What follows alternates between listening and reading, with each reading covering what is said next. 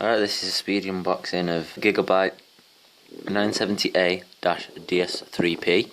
This is a Gigabyte motherboard, part of the ultra durable line, which is their lasting quality guarantee series that they have.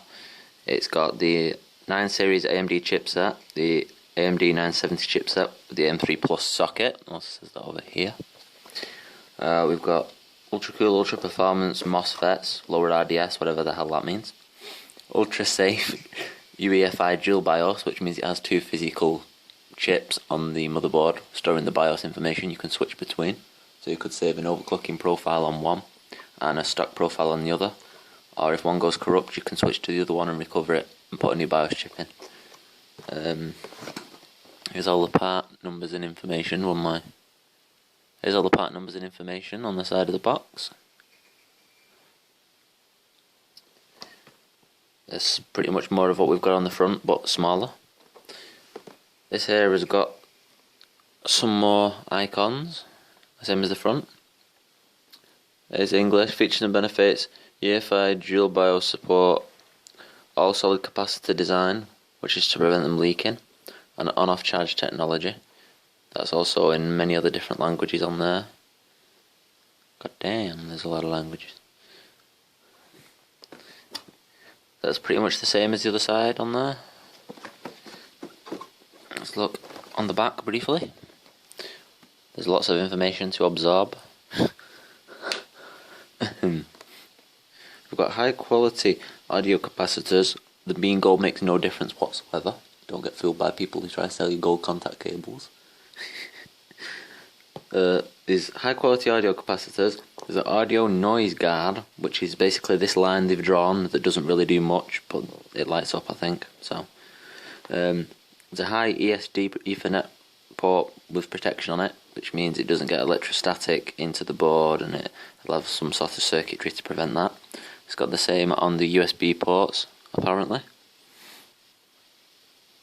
which the chart at the side of it really means nothing, to be totally honest, because we've got traditional ESD resistance ICs normal, and then these are high, so that doesn't really benchmark whatever. Humidity protection glass fabric PCB, which is again another one of those graphs that doesn't really mean much. But yeah, there's power failure protection anti-surge IC, which is this little thing here, which is to protect the board from power surges and cuts. We've got the dual Efi Bios here, the dual BIOS design, which is 2 physical chips storing the BIOS side by side, which you can switch between them and use them to recover the BIOS settings from one to another should one of the chips go bad after you change it. There's 6 SATA 3 ports, which are the 6 gigabit per second SATA ports. There's a front USB 3 header, which is pretty much standard on most things nowadays. 3 times higher surge protection on the LAN, because why not, we can. PS2 keyboard and mouse slots, which are handy for diagnosing problems with USB keyboards and mice now and again, or post problems. We've got a QR code here, which you can scan with your phone, that could take you anywhere, so do so at your own risk.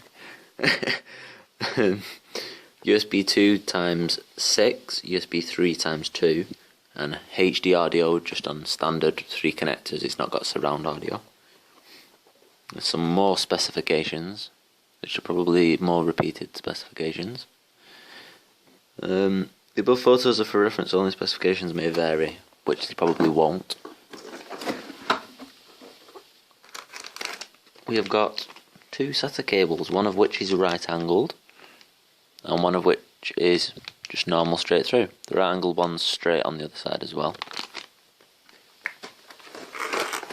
Let's throw this over here for a minute. We have got guide the paramount whatever. We've got some sort of installation guide for Intel and AMD. So okay. There's the I/O shield, which is the back shield, coincidentally. Gigabyte ultra durable motherboard user's manual, so that'll be handy for front panel connection diagrams and whatever. We've got the driver's disc here, which you should throw at John, because you should always download the latest ones off the manufacturer's website. And we've got the multilingual installation guidebook. I nearly said that completely wrong. Here is the motherboard itself. Oh, I forgot these have got a backplate on them. Already fitted to the motherboard because of the AMD socket. Gigabyte have now got branded anti-static bags as well, it seems. Yeah. My board, when I got my X79 board, didn't come in a fancy bag like this. That's somewhat problematic to get the sellotape off. Just don't let it re-stick. Oh god, I'll turn into a GTX950 video. Get out the board, hold the board by the edges or the heat sink, so you're not touching the components on it. The sockets and just generally stuff that isn't going to conduct electricity through all the little components when you're handling a motherboard. There's the CPU socket, which you would just pull this out, stick your CPU in, close, heatsink on, job done. Here is your single 4-pin power header in this corner here. There's no 8-pin power. Right. We've got a CPU fan header here, conveniently located next to the CPU where the fan will be. We've got 4 memory slots. These take DDR3 memory, of course. It has HT 3.0, which I'm not entirely sure what that is. There's quite a few things wrote on these that don't mean a lot to most people anyway. There's a power fan. That's just another case fan header. There is another system fan 1 down here, which is for the front intake kind of fan. You've got USB headers, 1, 2, 3 USB 2 headers, 1 USB 3 header. This is your front panel hookup here, where you'll wire to your case. These are your SATA ports, all SATA 6 gigabits per second, SATA 3. Here we've got another system fan header, which is for another case fan. We've got SPDIF I/O, which is digital audio, and we've got front panel analog audio, which goes to the front of your case as well. There's also a pin out for that in the user's manual. Here's those audio capacitors that they were talking about on the box in gold. And here's that sort of line. I'm not sure if it lights up on this board or not.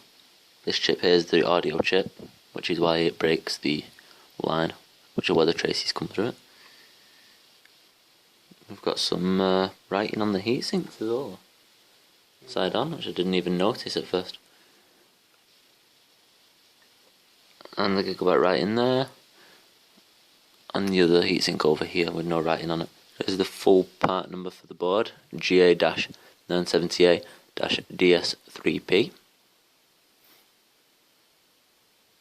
We have on-off charge feature on this board as well, which is where you can use the USB headers to charge phones, tablets and other devices whilst the computer is shut down at full speed or even high speed charging. PCI Express 2.0, which is the second revision of PCI Express slots, which makes more bandwidth available through all of them. We have a 16x slot here and a 16x slot here, but it is actually hardware wired as a 4x slot. As you can see, the pins only come up to here, which means what you put in here will not operate at 16 times speed. These are 1 times PCI Express slots, and these are old school legacy PCI slots, which are also handy to have for old sound cards or other things like that you might want to reuse.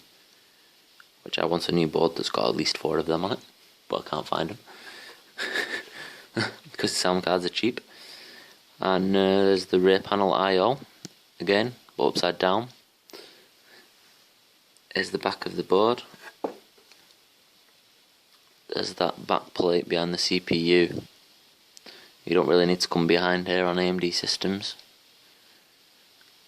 All the way down to the bottom, sort of brownish black PCB, which gives it a nice overall look that's not jumping out at you without being an ugly colour and an eyesore.